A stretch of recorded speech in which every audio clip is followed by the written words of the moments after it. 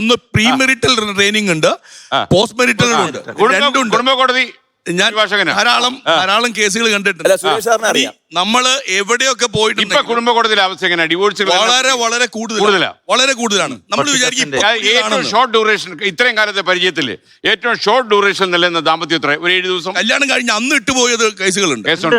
ഞാൻ പറഞ്ഞത് നമ്മൾ കാരണത്തിലേക്കാണ് പോകേണ്ടത്. കൗൺസിലിങ്ങിന് മുമ്പ് ഈ വ്യക്തി ആ വിവാഹപ്രായം ആകുന്നത് വരെയുള്ള അവന്റെ വളർച്ച അവനെ ധാരാളം സ്വാധീനിക്കുന്നുണ്ട്. നമ്മൾ അതാരും കൺസിഡർ ചെയ്തിട്ടില്ല. അവന്റെ ക്യാരക്ടർ, അവന്റെ ആംബിഷൻ, അവന്റെ ആറ്റിറ്റ്യൂഡ്, ഇതെല്ലാം ഈ ഒരു ജീവിതം പങ്കാളിയെ തിരഞ്ഞെടുക്കുന്ന കാര്യത്തിലും ഇൻഫ്ലുവൻസ് ചെയ്യുന്നുണ്ട്. അപ്പോൾ ഈ ബ്രെയിൻ വളരുന്ന കാലത്ത്, ബ്രെയിൻ ചെറുപ്പത്തിലെ തന്നെ കുട്ടികളെ പാരന്റ് ചെയ്യുന്ന ഒരു ഇഷ്യൂ ആണ്. കാരണം ഇപ്പോൾ ഡൈവോഴ്സ്ഡ് ആയിട്ടുള്ള പാരൻസ് എൻ്റെ അടുത്ത് വരുന്ന ധാരാളം കൗൺസിലിംഗ് വരുന്നവരും അല്ലെങ്കിൽ കുടുംബ കോടതിയിൽ വരുന്നവരും എൻ്റെ മക്കളെ ഞാൻ നടത്തിക്കോളാം, നോക്കിക്കോളാം, സംരക്ഷിച്ചോളാം എന്ന് പറയുന്നവരുണ്ട്. ഏത് തരത്തിൽ പറ്റും?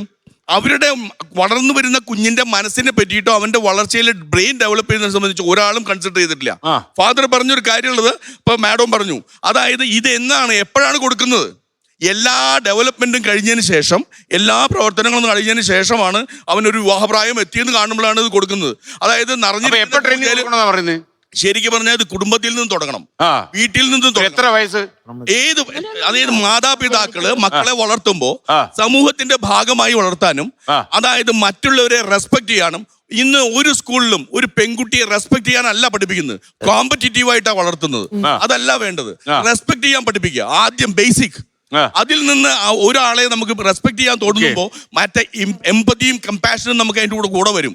അപ്പൊ മറ്റുള്ളവരിൽ നിന്ന് വലുതാകുന്ന സമയത്ത് ഈ വളർന്ന് 10-25 വയസ്സാകുമ്പോ ജീവിത പങ്കാളിയെ തിരഞ്ഞെടുക്കുന്ന സമയത്തിലേക്ക് അവൻ എങ്ങനെ ചിന്തിക്കുന്നത്, ഈ ഒരു കണക്ടിവിറ്റി ഇല്ലാതെ എങ്ങനെയാണ് മുന്നോട്ട് കൊണ്ടുപോകുക?